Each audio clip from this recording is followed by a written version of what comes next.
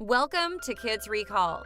In today's video, we'll be going through the 2016 superhero movie, Doctor Strange. It's time to recall. Let's get started. Turn on subtitles and spoilers ahead. The movie starts when we see a sorcerer tear some pages from a chained book in an old, seemingly gothic library. His minions restrain the librarian with bands of energy. Caecilius uses two large knives to decapitate the man and escapes with the help of several followers. The group's leader is named Kay. As they do their deed in the library, they have the book and go on to try to steal some important pages from that book. This is when a lady who is called the Ancient One shows up and goes after them as Kay makes a portal for himself and his minions to get out of the library and to get away from the hooded figure whom they all fear. As he flees, Caecilius bends, folds, and reshapes the streets and buildings of the city. Though she's a formidable, magical fighter, the Ancient One is unable to pen down Caecilius, and he escapes. We go on to learn that the Ancient One is the woman who taught them all the magic and tricks. She used to be in the school from where they've all been trained. However, now she has gotten to know that Kay has bad intentions, as he has tried to steal the important pages of the book, and the reason behind it is not going to be a pretty one. She's sure that Kay is up to something really bad, which will bring nothing but chaos into the world. After we see Kay and his whole team escaping from the Ancient One, the scene changes to the present time. In New York City, renowned surgeon Dr. Stephen Strange is cool and confident as he performs a delicate brain operation at Metro General Hospital. Dr. Strange is a good doctor and a very colorful person. He's someone who earns less than he spends. He is what we call a free spirit, who does not shy away from being goofy and bratty. As the doctor finishes, his ex-girlfriend, Dr. Christine Palmer, rushes in to show him an x-ray of a patient with a bullet in his brain. He immediately dismisses the case as hopeless, but with further prodding from Christine, he realizes that the patient is comatose because his medulla oblongata has been poisoned by trace elements in the bullet. Strange realizes he can save the man's life and goes to the ER surgery and quickly does a manual extraction with forceps, demonstrating his impressive hand control.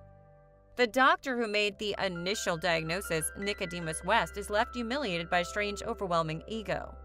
Later, Strange and Christine joke about their on-again, off-again relationship. She turns down his request to join him that evening, and when he gets home, Strange dresses for the evening in his expensive condo, pausing to choose from a drawer full of high-end watches. Speeding out of his condo in his Lamborghini Huracan, Strange heads north. He calls an assistant to consider his next patients. He's in high demand, but he wants only difficult, interesting cases. Distracted and driving recklessly, he crashes, and the car plunges into the river. As his car is wrecked, his hands slam into the dashboard. He's airlifted back to his hospital, and Christine is there when he awakens badly hurt. His hands have to be rebuilt and are immobilized in a framework of pens and wires. Recovering slowly after further surgeries, his hands remain stiff and shaky. He can no longer work as a neurosurgeon. He's pissed off at the doctors who performed the surgery on him. He goes on to tell them that their method was wrong, and now he's the one paying for their stupidity. When he's with his physio, he goes on to ask him if he has ever seen a man recovering from as much damage as him. The physio tells him yes. He is then told about a man named Jonathan Pangborn, who inexplicably recovered from a half-body paralysis.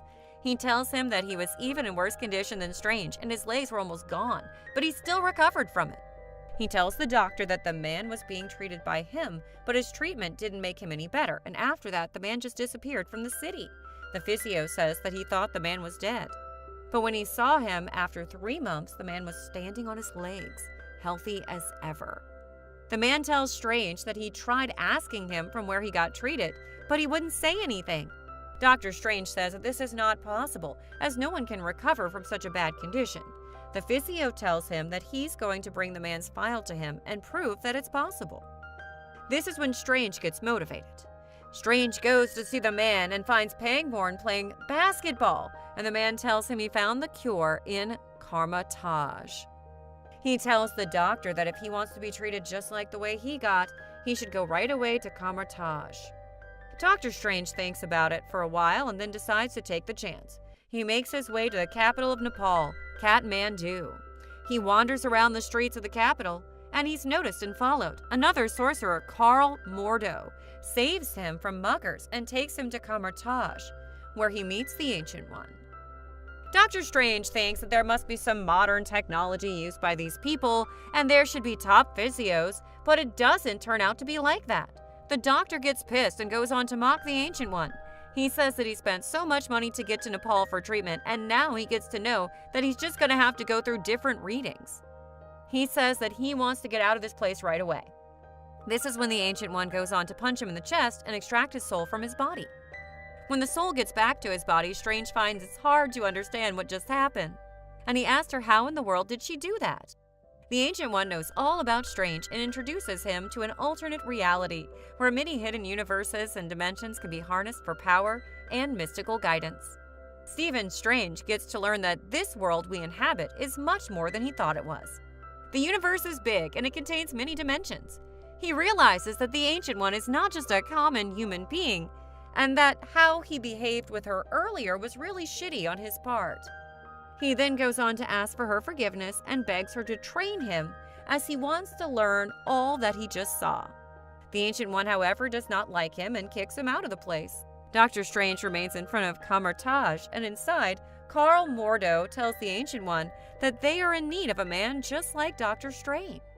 The Ancient One tells him that she has already lost one of her best students, the guy we saw at the beginning of the movie, Kay.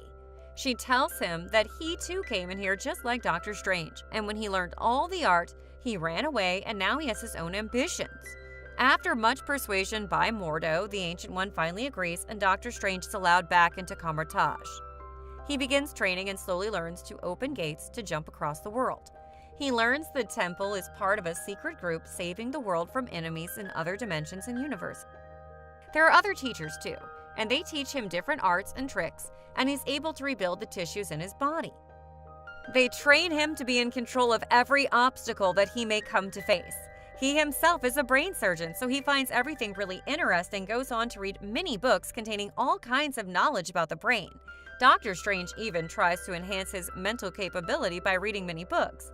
The Ancient One goes on to notice that Doctor Strange is a very quick learner, and he's good at everything that's been taught to him so far. While training, Mordo shows Strange a magic stick, a relic that's been used as a weapon, and says relics must choose their user. He explains that Caecilius, a former student of the Ancient One, has stolen a spell from a book and escaped with 3 zealots. There is worry he will decipher the spell and call in Dormammu from the dark dimensions to take over the world. Strange is upset and says he hasn't come to join their group, only to cure his hands. As he gets his training, he becomes more curious, and one day he goes on to visit the Kamar-Taj library, which is kept by Wong. Strange becomes a voracious student, borrowing and reading many books from the humorless Wong. When he asks about the book that Caecilius was after, Wong explains that it's reserved for use only by the Sorcerer Supreme, and it's the one that Caecilius stole pages from. When Strange masters creating portals, he steals more books from the library and learns about astral projection. One night when Wong appears to be out of the library, Strange learns how to use a time-shifting pendant, the Eye of Agamotto, which enables him to see the missing page from the book. Mordo and Wong tell him it's forbidden to use time spells, as they can cause time loops that a wielder can be stuck in forever, and also let evil forces into the universe. Wong explains that there are 3 sanctums in London, New York, and Hong Kong, where the group watches out for the world. He also gives more of Dormammu's history, that he's purely evil being, bent on conquering all the known worlds, and that Earth has long been his ultimate target. After getting to know all this, Strange gets even more curious and motivated. He tries to enhance his powers, control, and knowledge by stealing the book, which is supposed to be read only by the Ancient One. Caecilius finally deciphers the stolen spell, and his group attack the London Sanctum, a plain building with a logo window. This is one of the 3 sanctums that played a great role in saving the planet Earth from all the outside powers. He goes on to tell everyone that now he's going to destroy the Sanctum in New York. A fight begins, and this is when the backlash from the London Sanctum throws Strange through a door and into the New York Sanctum. The building is deserted as he wanders the floors looking at various artifacts. He notices a burgundy cloak in a glass case that moves as he looks at it. At the end of a corridor, he finds 3 glass doors that turn out to be gateways to other places. The destination is changed by turning a dial next to the door. This is when Caecilius and his group next attack the New York Sanctum. Strange develops fighting skills on the fly. He gets rid of 2 of the zealots using the gateways and the burgundy cloak, a relic which seems to have some intelligence, and wraps itself around him. The cloak helps him subdue the 3rd zealot and restrain Caecilius in an antique binding rack. Strange and Caecilius have a talk about the Ancient One and immortality, in which Caecilius claims that the Ancient One has achieved her long life using powers from the dark dimension. Once Strange lets down his guard, the 3rd zealot revives and stabs him. The doctor then goes on to open a gate and stagger into a janitor's closet in Christine's hospital. He finds her and barely manages to get on a table as Christine hooks him up to a heart monitor and performs emergency periocardicentesis to drain excess blood from around the heart. Meanwhile, Strange separates his astral body and continues to fight the zealot, finally killing him with the help of Christine, who shocks him with a defibrillator, killing the zealot. The zealot isn't visible to Christine, but she can tell something is going on, and she's spooked. Sewn up and recovering, Strange tells Christine he must return and go back through the gate. Caecilius has escaped, and Mordo joins Strange in New York. The Ancient One also comes and suggests Strange take over the New York Sanctum. They're impressed with the magical cape, known as the Cloak of Levitation, has chosen him. However, Strange is reluctant to take on the position until he can tell him more about Caecilius, and also about the Ancient One's use of dark magic to prolong her life. Caecilius returns with more zealots, and Strange creates a mirror dimension to contain the fight, which spills out into the streets. Caecilius uses his powers to shapeshift the city and disorient Strange. The Ancient One returns to help, but she falls and is mortally wounded. Strange takes her to Christine's hospital, but they seem to be out of luck. Strange follows the Ancient One's spirit in his astral form, and they talk overlooking New York City. She accepts this as her end and suggests that Strange can take over. Strange and Mordo then realize Hong Kong is next on Caecilius' list. They get started on it, but the Hong Kong Sanctum has been overrun, and the destructive force is enveloping the city. Wong, who was guarding it, had been killed, and Dormammu's dark dimension is growing from the location of the Sanctum. Strange uses the Eye of Agamotto to start reversing the process, but Caecilius recovers and manages to stun Strange, stopping the process before it can complete. Strange thinks of something and flies off into the heart of the Dormammu's dark dimension. Here he confronts Dormammu and manages to create an infinite time loop. Dormammu kills Strange in various ways, but every time Strange dies, time is always reset at the start of the confrontation. Dormammu is furious, but finally agrees to leave Earth alone in return for Strange stopping the time loop. Back on the street, Strange sends Caecilius and his crew into the dark dimensions just before it vanishes. Mordo is upset that Strange broke the rules in using the time pendant, and that the Ancient One used what he considers to be forbidden powers to prolong her life. Before she died, the Ancient One warned Strange that Mordo was very big on following rules, both his weaknesses and his strength, and that Strange's flexibility would be an important factor when they worked together. But Mordo says there must be a reckoning, and he retires from the group and walks away. Strange and Wong then return to Kathmandu, where Strange returns the Eye of Agamotto, which Wong revealed to be an Infinity Stone. Wong tells him to be ready, and Strange arrives at the New York Sanctum and checks his watch, fully embracing his new role as a sorcerer. In the mid-credits scene, Doctor Strange has a visitor over for tea, who is then revealed to be Thor. Thor has brought Loki with him to New York to search for his father Odin, and Strange offers his assistance. In the post-credits scene, Mordo visits Jonathan Pangdor, the man who was revealed to be healed by his paralysis via sorcery at the beginning of the film, and confronts him over abusing his power, saying that sorcerers only abuse nature. He then says that power is given for a reason before stealing Pangdor's powers, rendering him a paralytic yet again. Mordo then says that there are simply too many sorcerers and walks off, implying that he's going to start going after sorcerers around the world.